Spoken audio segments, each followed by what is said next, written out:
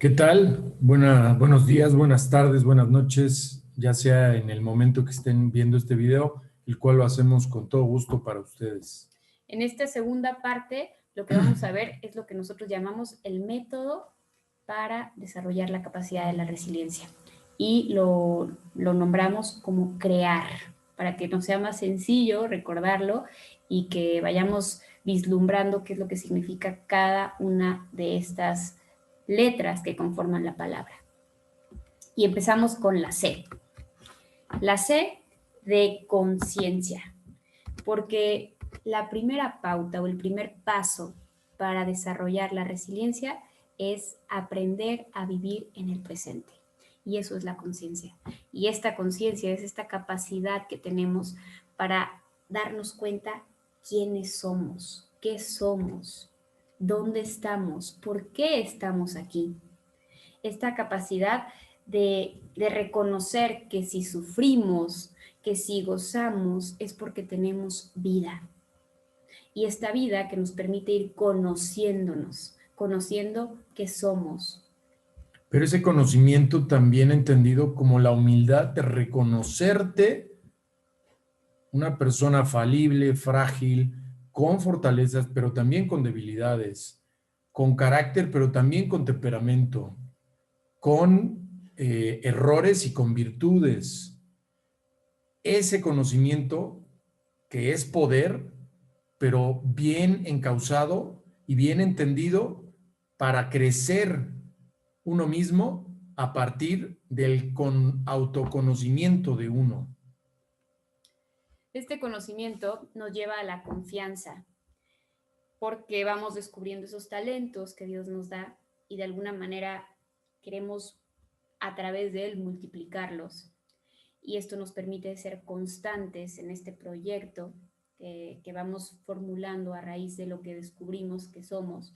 Y por otro lado, confianza en Dios frente a nuestras limitaciones, porque entendemos que en esa limitación Él nos va a fortalecer, que justamente existe esta limitación para que entonces acudamos a Él, ese Dios que es amor y que como amor no permitiría un mal si no es para darnos mucho más bienes. Y esa conciencia también nos va a permitir descubrir todos esos beneficios, todas esas bendiciones que incluso estamos recibiendo a través y a pesar del dolor.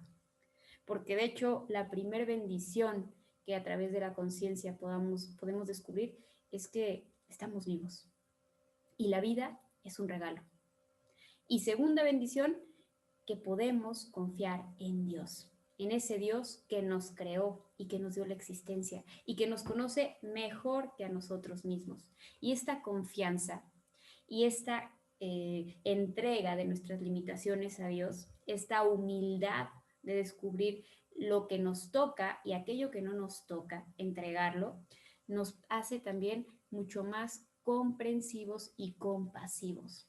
Porque si yo tengo limitaciones, entiendo que también mi prójimo las tiene y puedo ver esas limitaciones con la misericordia con la que han sido acogidas las mías.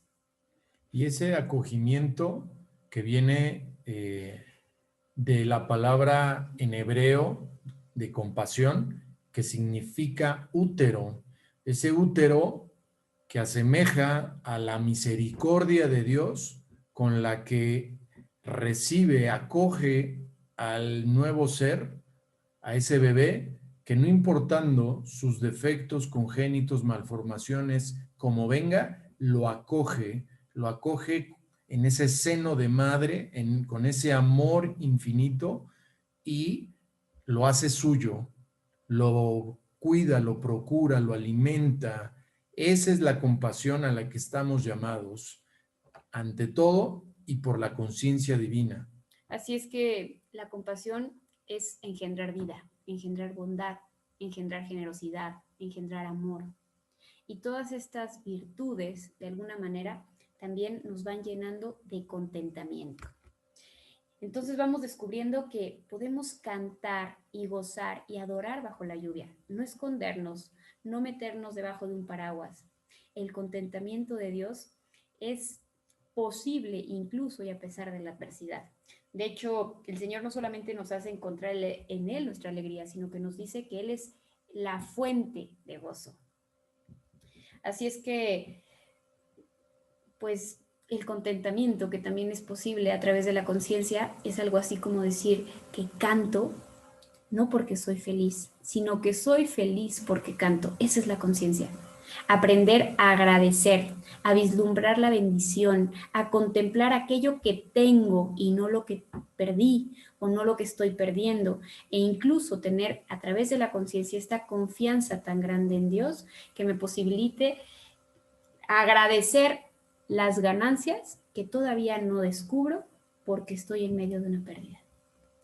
Esta conciencia me permite transformar el miedo, el temor, en confianza.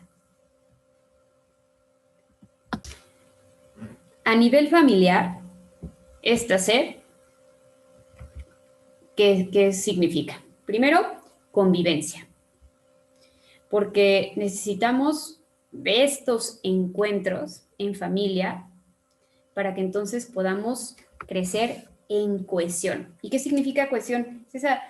Es algo que lo puede explicar, es esa premisa fundamental de que la suma es mayor que sus partes.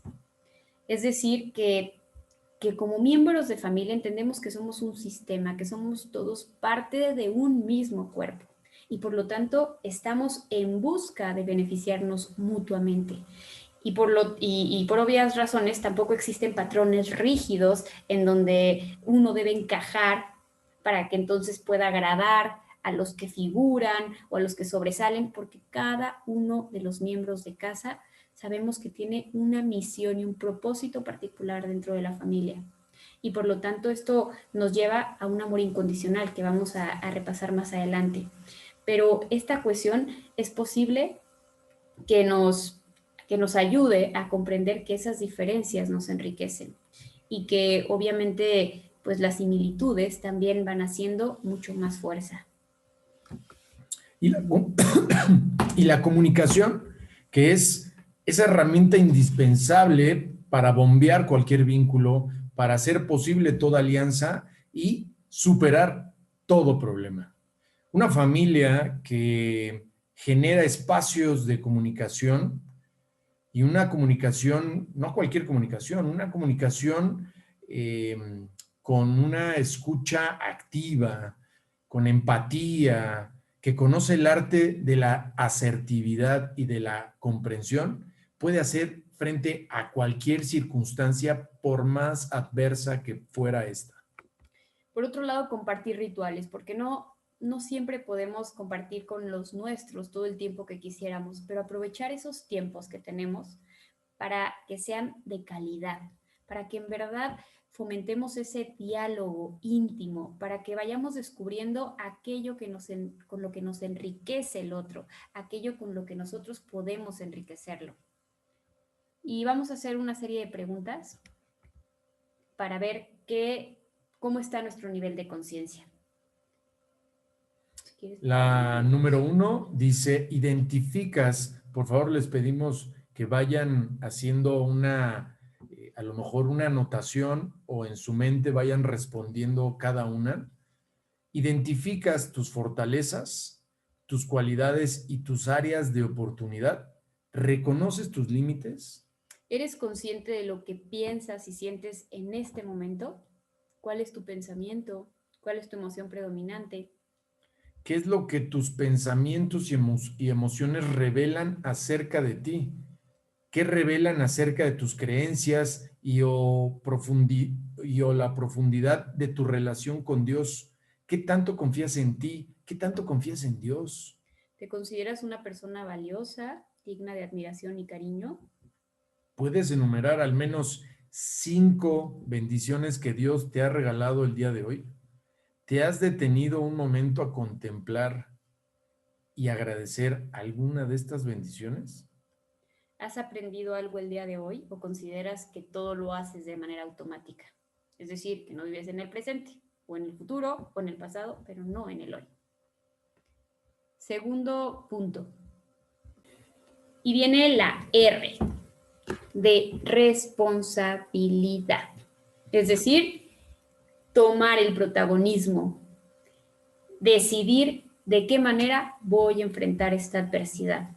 Si yo asumo mi protagonismo, asumo mi papel en esta emoción, en este pensamiento, frente a esta adversidad, entonces encontraré una respuesta que me convenga. Y al ser responsable, evidentemente, dejas a un lado esa posibilidad de caer en una victimización, ¿no? Hacerte la víctima, tomar la situación en tus manos y hacer algo, no quedarte estático, no, como suele pasar, echarle la culpa al de al lado o a todos, sino asumir lo que te corresponde hacer y no esperar que el otro lo haga. Así es que no dejarás que la vida te lleve, no dejarás que otros decidan por ti, sino que tú tratarás de encontrar el para qué. No solamente el por qué me pasa a mí, sino para qué. Porque de hecho dice Nietzsche que quien dispone de un para qué es capaz de sobrellevar casi cualquier cómo. Así es que la adversidad puede ser causa de mi destrucción o un trampolín a través del cual crecer, a través del cual convertir esa tragedia en un logro personal. Eso depende de la respuesta que yo dé, de mi elección, que por lo tanto me traerá resistencia. Y por resistencia no estamos hablando de resignación, sino es un comportamiento que se forja a partir de una actitud propositiva, constructiva, y ahí es donde encuentras la persona en la que quieres llegar a ser, a partir del punto en el que te encuentras. Así como el oro se forja en el crisol, se forja en altas temperaturas, así tú también, ante una situación, tú decides si te forjas o simplemente desapareces. Y por lo tanto te restauras. Y a nivel de familia, ¿qué compete a esta R? Primero, respeto. Tenemos que marcar claramente cuáles son los lineamientos para aprender a dialogar de manera correcta, asertiva, sobre todo cuando tenemos un planteamiento problemático, para que ese planteamiento problemático no sea guiado desde la agresión, desde una crítica, desde un desprecio, desde un insulto, desde una actitud de indiferencia, sino que realmente busquemos la manera de comunicar al otro lo que sea que nos está ofendiendo, lo que sea que nos esté molestando, sin dañar la integridad física, moral o espiritual del otro. Y sobre todo, la dignidad de la persona humana. Siempre, siempre se puede transmitir incluso emociones como el enojo, pero ese enojo, si se transmite sin pisotear la dignidad de la otra persona, es muy válido y es muy recomendable compartirlo y expresarlo, pero siempre respetando la dignidad. Hay que validar todas las emociones, por más desagradables que sean, pero no por eso vamos a validar que esas emociones no sean encausadas correctamente o que nos estén lastimando, porque al lastimarnos a nosotros también lastiman a aquel que le permitimos lastimarnos. Por otro lado, momentos de recreación, de juego, de esparcimiento, porque la recreación, sobre todo en momentos de adversidad, es algo que favorece esa expresión de emociones desagradables, que no por ser desagradables sean malas, pero les da un cauce pues positivo. Y por otro lado, sobre todo para los niños y adolescentes, el tener esos momentos de esparcimiento, de recreación, les permite sentir que están controlando el momento, y esa sensación de control puede restar en ellos estrés y de esa manera pues ir construyendo esa capacidad de resiliencia. Enseñar a reparar en la familia, ¿no? Cuando se han faltado los límites del respeto o ciertas normativas en casa que han perjudicado a todo el sistema, porque vemos que somos un todo, tenemos que enseñar a los hijos o incluso nosotros como esposos a aprender a reparar, a enmendar, a resarcir ese daño. No basta con pedir una disculpa o no basta con pedir un perdón, ese es el primer paso. Pero después hay un segundo paso para restaurar la relación, que es enmendar el daño. ¿De qué manera puedo, pues, hacer algo distinto para que esta ofensa o este perjuicio realmente pueda traernos, pues, una estrechez en la unión? Y con ello hacemos responsables a cada miembro de la familia de sus acciones, mostrando que a toda acción hay una reacción, hay una consecuencia y hay que asumirla con responsabilidad. Y de esa manera también hacemos más tolerantes, más comprensivos a nuestros hijos de que si hay una acción y hay una consecuencia negativa o que no te favorece o que no te gusta, es porque la acción no la tomaste adecuadamente, asertivamente, y entonces tienes una consecuencia. Y entonces también a esa consecuencia puede venirle una reparación para que con base en esa reparación puedas resarcir el daño que tu decisión causó. Y por otro lado, rezar en familia.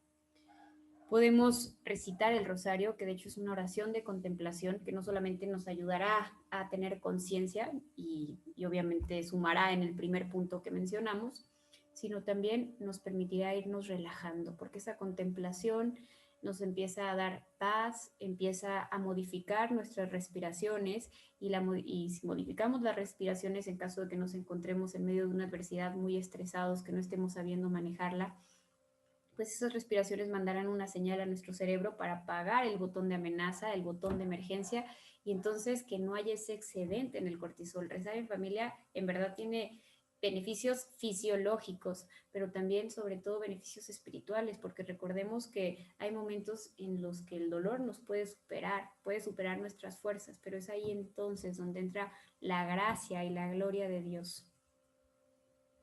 Y familia que reza unida permanece unida. Entonces es un momento también, es un momento de calidad, es un ritual que puede ayudar a desarrollar esta capacidad de resiliencia.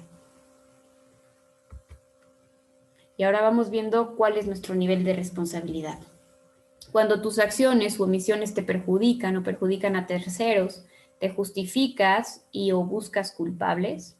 ¿O estás dispuesto a responsabilizarte por tu acción u omisión?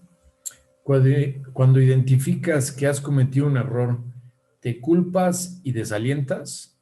¿O asumes con responsabilidad las consecuencias e intentas enmendarlas? Decides si actúas sin pensar las consecuencias o tomas tiempo para evaluar lo que conviene. ¿Eres capaz de encontrar un sentido al dolor? ¿Puedes identificar ganancia detrás de una pérdida? Cuando atraviesas alguna situación adversa, ¿te paralizas pensando en los porqués o intentas encontrar un para qué? ¿Crees que tu felicidad depende de alguien y algo fuera de ti? Viene el paso con la E de empatía. ¿Qué significa empatía? Pues es un intento por comprender y entender los sentimientos del otro. De hecho, la palabra empatía viene del griego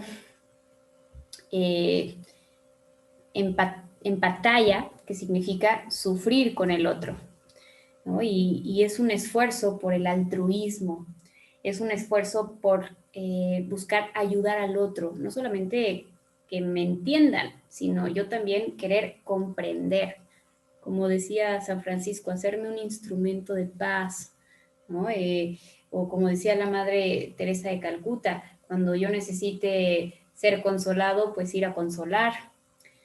Y está estrechamente relacionada con el amor y preocupación por los demás. Es esa capacidad de ayudar, una habilidad de establecer lazos e intimidad con otras personas para balancear las propias necesidades y ese afecto en actitud de brindarse a otros. O dicho de otra manera, es la capacidad, la virtud de vaciarte de ti y llenarte en el otro, ser uno con el otro, sufrir con el otro, ¿no? Entender, comprender la realidad humanamente, porque nunca lo podremos lograr, solamente Dios que creó a cada uno puede comprender y ser empático con cada una de sus criaturas, porque las creó por amor y con amor, pero nosotros podemos llegar a alcanzar un grado de empatía humanamente hablando, sí, sí se puede,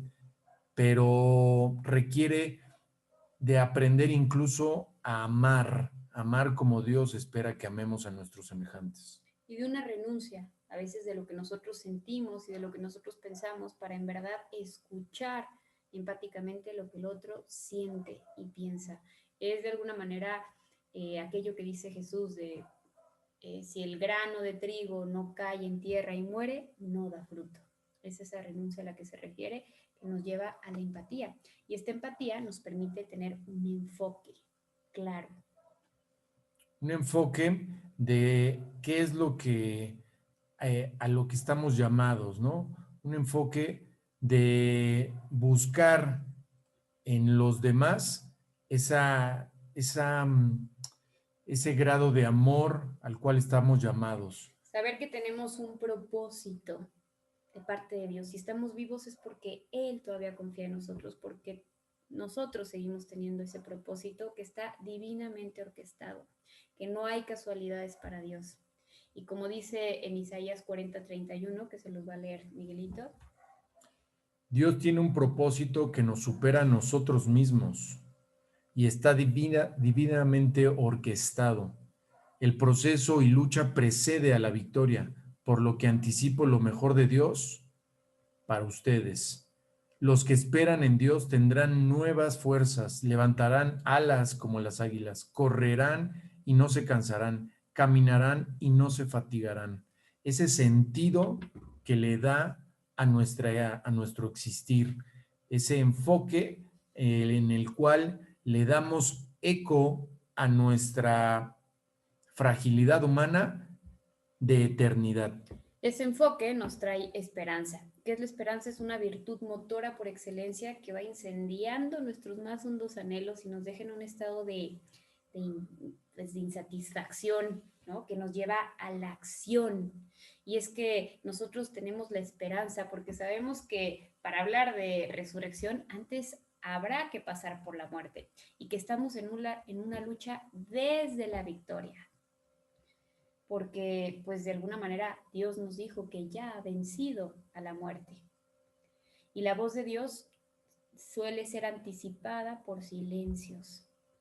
Y por eso no debemos asustarnos frente a la adversidad, porque las más grandes victorias son precedidas por las crisis. Los más grandes y extraordinarios milagros tuvieron como preludio malas noticias. De hecho, si nosotros podemos hablar de milagros, porque hemos sido testigos innumerablemente de milagros en nuestra vida, en nuestro matrimonio, es porque hemos pasado por adversidad. Y eso nos permite saborear el consuelo divino y nos permite saborear y asombrarnos del poder de Dios. Y como católicos hay que entender, comprender que ya no hay mayor esperanza que el sabernos ya salvados. Cristo ya venció a la muerte y ahora nosotros como católicos no vamos por la victoria, vamos desde la victoria y Dios nos permite elegir, sí, entre el bien y el mal, pero ya con una victoria ganada por Jesucristo. Dice Romanos 8:37, en todo esto saldremos triunfadores gracias a aquel que nos amó.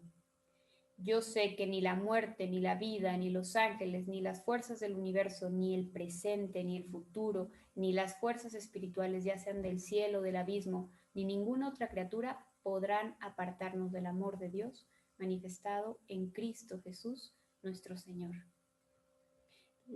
Esto dice San Pablo en Romanos. Pero por otro lado, ¿qué decía también el Padre Cantalamessa en la homilía del Viernes Santo? La cruz se comprende mejor por sus efectos que por sus causas. ¿Cuáles han sido los efectos de la muerte de Cristo? ¿Cuáles han sido los efectos de la pérdida que estás viviendo? De la adversidad que ya has sufrido. Identifica todas esas ganancias.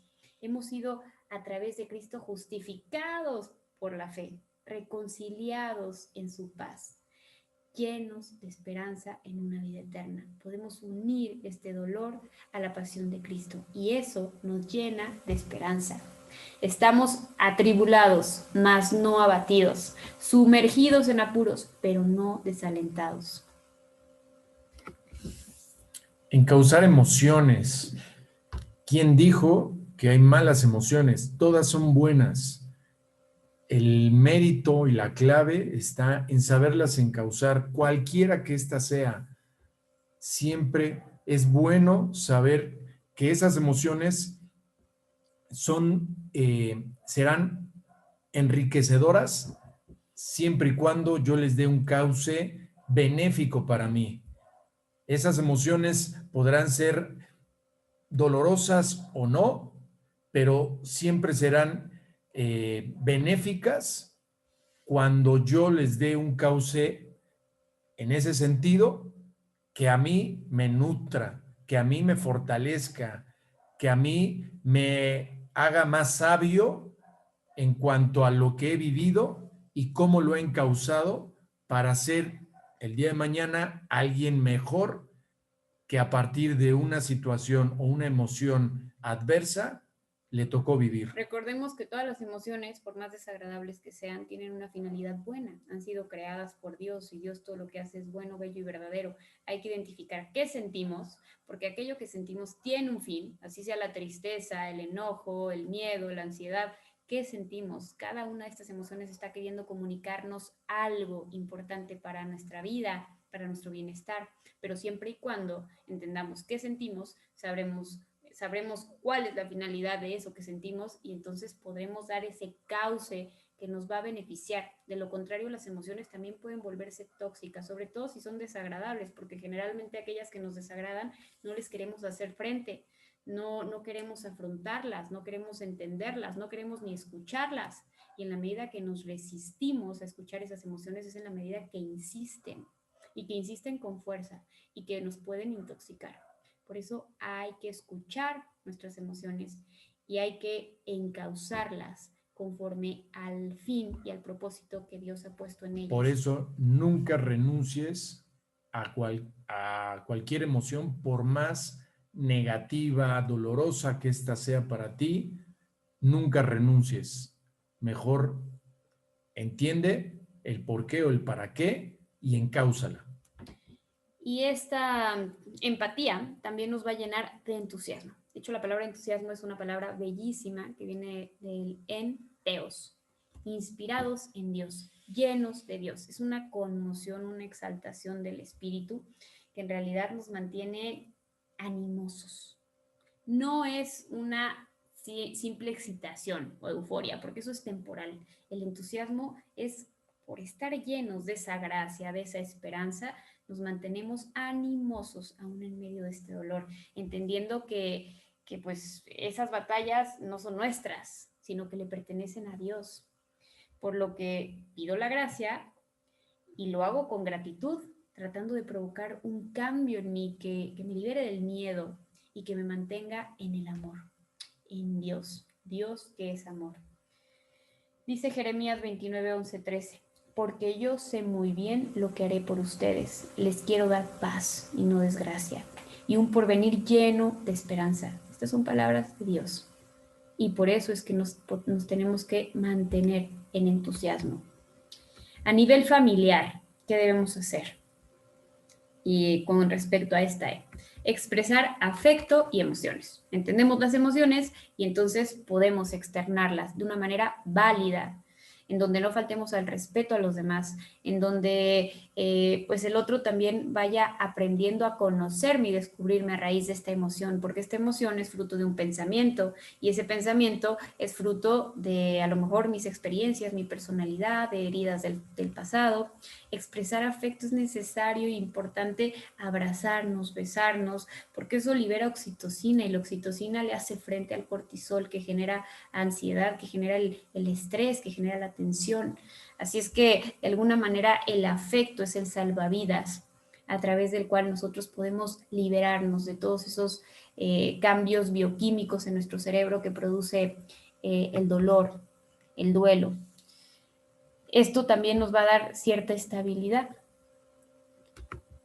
Y sin duda, mantener por sobre toda circunstancia o estado de ánimo una escucha activa, una escucha en la cual estás dispuesto a escuchar para analizar, para conocer, no escuchas para responder, porque en ese momento no estás escuchando o estás escuchando, oyendo lo que quieres para ya nada más esperar a que tengas la oportunidad de responder y decir algo que a lo mejor no viene a fortalecer o a enriquecer el diálogo, sino viene a cerrar el diálogo. Por eso la escucha activa es poner toda mi atención en lo que me está diciendo y cómo, ahora sí, con base en eso, yo puedo, pues, manifestar mi emoción, que a lo mejor puede ser no en el mismo sentido, pero sí es mi emoción. Y eso, siempre y cuando se lleve en un marco de respeto y comprensión, pues tendrá que ser en las dos vías, ¿no? Y nos llevará a un encuentro íntimo. Esa posibilidad de vulnerarnos el uno al otro, porque hay confianza y porque permite tener una concordia de corazones, ¿no? Un encuentro de corazón a corazón, que solo es posible a través de esta expresión de lo más íntimo que tenemos y somos. Vamos a ver cómo está nuestro nivel de empatía. Escucho con atención a mi esposo, a mi esposa, a mis hijos, poniéndome realmente en su lugar, o quizá pregunto para saber cuál es ese lugar. Y lo más importante, me pregunto cómo se siente, qué espera de mí, un análisis o necesita apoyo, afecto, comprensión. Le pregunto a mi esposo o hijos sobre la tarea que no se ha realizado, en caso de que hubiera una tarea a la que no cumplió. Escucho activamente sus explicaciones, trato de comprender sus razonamientos sin perder de vista el compromiso que hemos establecido. Me expreso con asertividad, encauzando correctamente mis emociones. Entiendo que estás con muchas tareas, pero te quería recordar que tenemos pendiente esto con este plazo. ¿Para cuándo podrías tenerlo? Al experimentar una emoción intensa, ¿permites que tus emociones decidan por ti o reflexionas sobre lo que sientes para encauzarlo correctamente? Cuando algo no sale como esperabas, ¿sabes esperar sin desesperar? ¿Te gana la impaciencia? ¿Reina en ti la certeza y seguridad del amor de Dios? ¿Mantienes el entusiasmo frente a la dificultad? Y ahora vamos con el paso de la A, de amor. El amor cuando, cuando es saludable, cuando es un amor bello, puro y verdadero, ese amor es el que nos lleva hacia la felicidad. Y si me lo permiten, es un amor con A mayúscula, no la caricatura que nos presenta este mundo, ese amor reducido a sexualidad, a genitalidad, ese amor que conlleva, como lo dijo Jesucristo, un sacrificio que también conlleva el darle un sentido trascendente a ese sacrificio. Él lo dijo así: el que quiera seguirme, que cargue su cruz y me siga. Eso, eso es amor. La cruz, ese signo es el mayor. Cargar la cruz con Jesús, Así cargar la es. cruz con amor, porque recordemos que ese sufrimiento llevado con amor al lado de Jesús tiene muchos méritos y el sufrimiento pasa, pero esos méritos no. Esos méritos pues nos ayudan a arrancar gracias, a enmendar, como habíamos dicho en el video anterior. Este amor se tiene que manifestar también a través de expresiones de afecto, como lo habíamos mencionado, y este afecto va a ir cambiando la desolación o ese desánimo, esa soledad, pues por una compañía, por una unidad, va reforzando nuestra autoestima, una sana estima, que no consiste en tener una vida complaciente o en aprender a ser egoístas sin sentirnos culpables. Sino a elegir el bien conveniente por el bien apetente, ¿no? Esa situación en la que casi siempre nos encontramos en la vida, donde creemos que al darle a nuestro hijo lo que él busca o quiere, es lo que él necesita o le conviene. Entonces, a veces tenemos que comprender que por amor podemos incluso no dar lo que la otra persona quiere, sino tenemos que dar lo que la otra persona necesita, y ese es un acto de amor. Y lo que nosotros necesitamos, y esa es una sana estima. Y aunque va precedida por una renuncia, es una renuncia que a lo mejor no gusta, que puede doler, pero que sabemos que viene un gozo, y ese gozo es mucho mayor que lo que representó esa renuncia.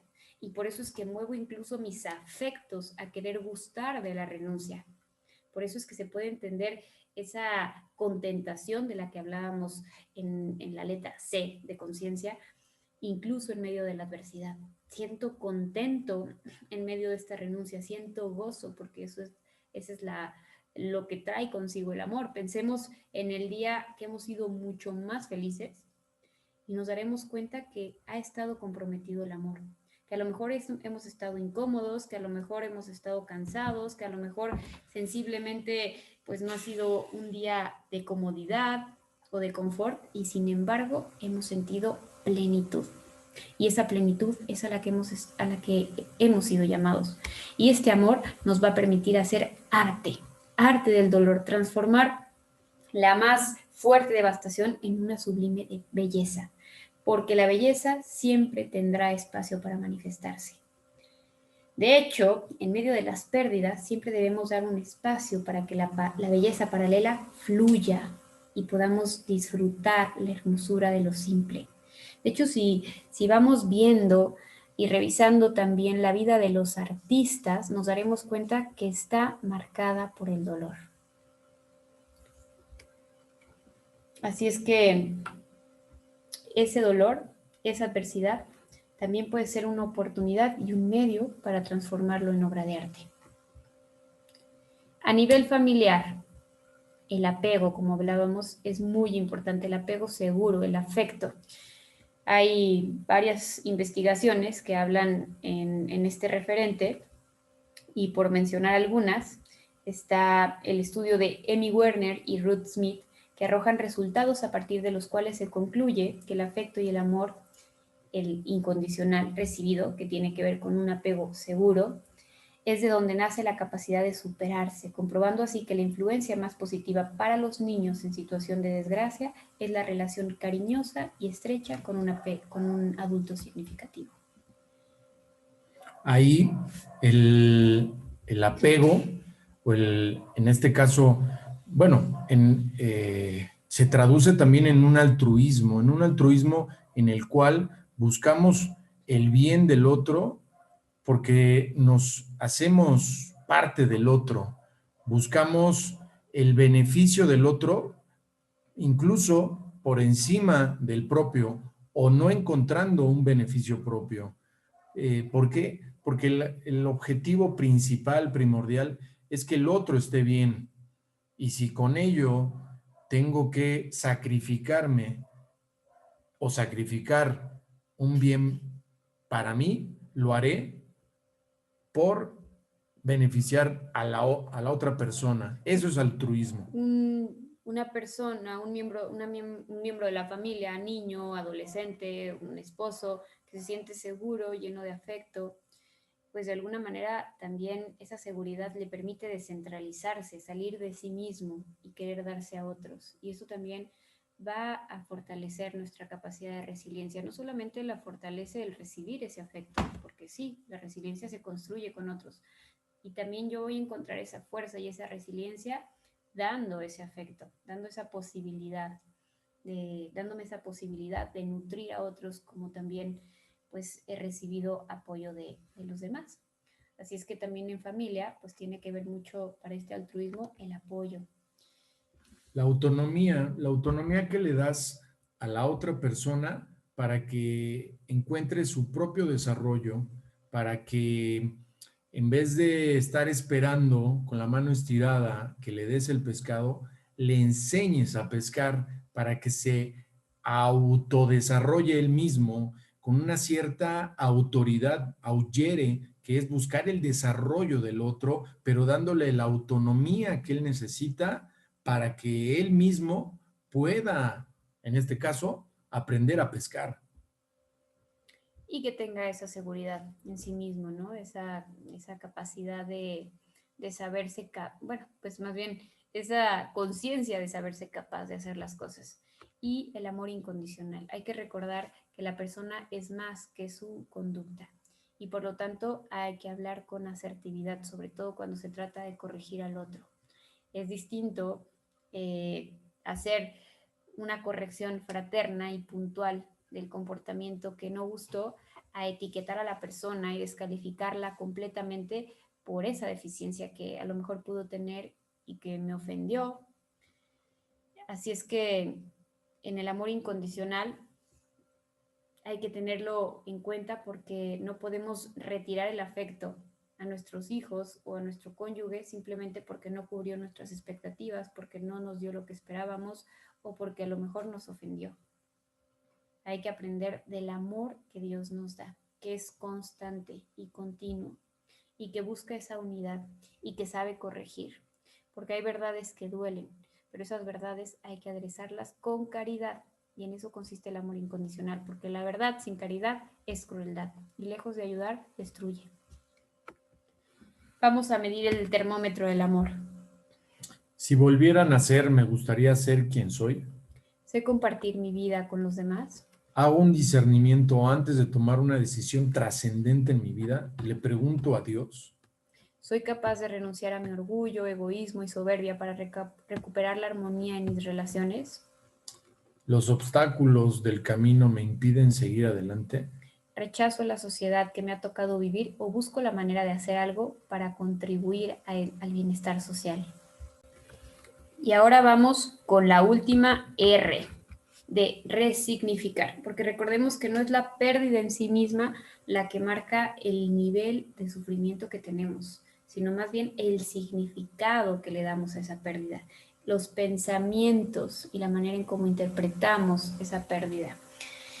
Así es que eso es a lo que se le llama resignificar. De hecho, Boris, el personaje del que les hablábamos, que ha traído a colación la resiliencia con respecto a la actitud de los seres humanos, habla de esta capacidad de utilizar un concepto llamado oxomorón, que es una figura de la retórica que consiste en reunir dos términos de sentido opuesto para generar un nuevo significado, como por ejemplo la oscura claridad, un maravilloso sufrimiento, sol negro, como que son antagónicos, ¿no? Opuestos estos términos. Y sin embargo lo que revelan es el contraste de aquel que al recibir un gran golpe se adapta dividiéndose.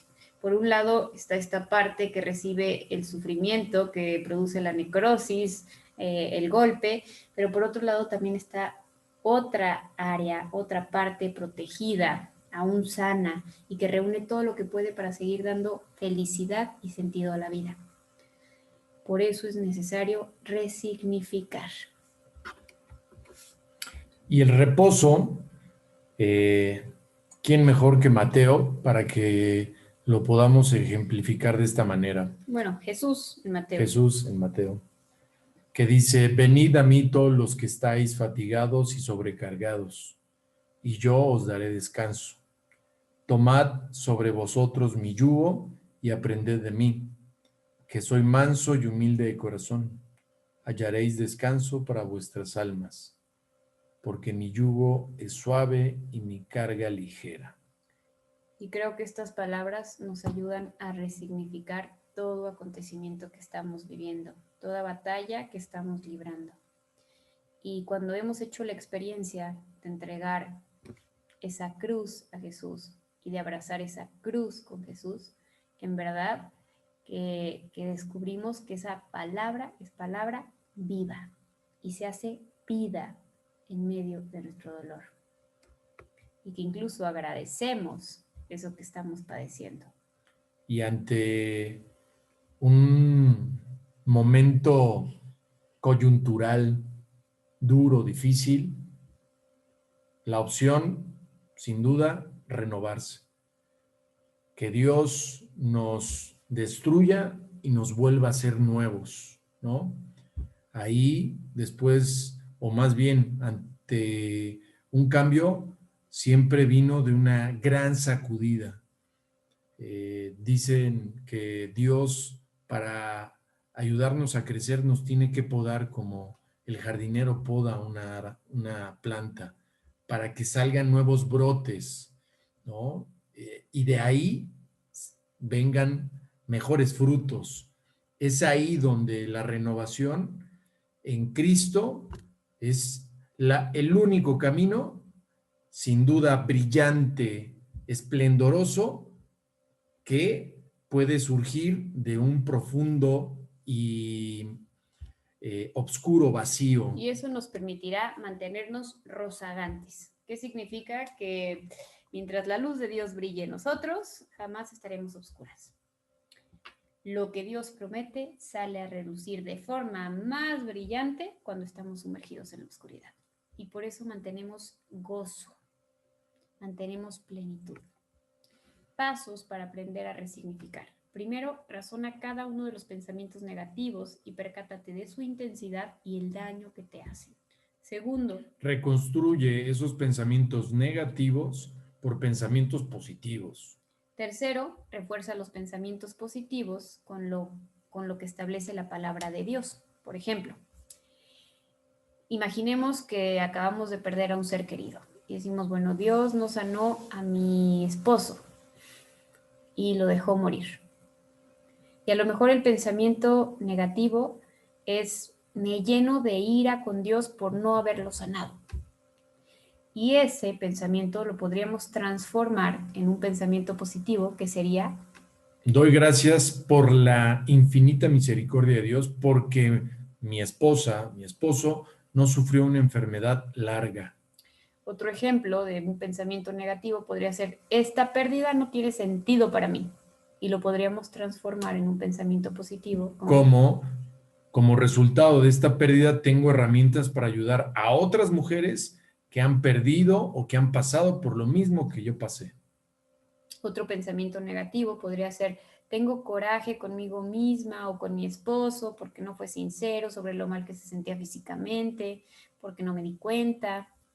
Y eso lo podríamos transformar por... ¿En qué? Soy bendecida por haber tenido un esposo así o asado, que me amó tanto, que todas sus acciones fueron dirigidas a protegerme para que yo no sufriera más. Y que por eso no me di cuenta de su dolor.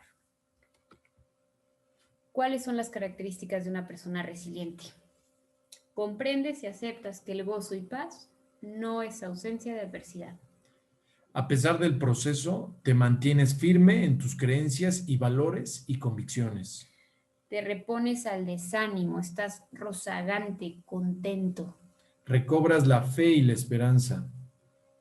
Mantienes la calma, eres paciente. Dejas de vivir en estado de sufrimiento, por favor. Lo ofreces. Conviertes tu dolor, lo transformas. Miras con optimismo y con esperanza el futuro. Estás lejos del rol de víctima y te has convertido en un sobreviviente transformado. Eres responsable. Y eres instrumento del amor. Eres bendición para los demás. Y bueno, pues recordemos que la flor más bella surge en un suelo árido, en la adversidad. Muchísimas gracias por su tiempo, gracias a Dios, también por darnos este espacio y a ustedes por la invitación. Gracias y que Dios los bendiga.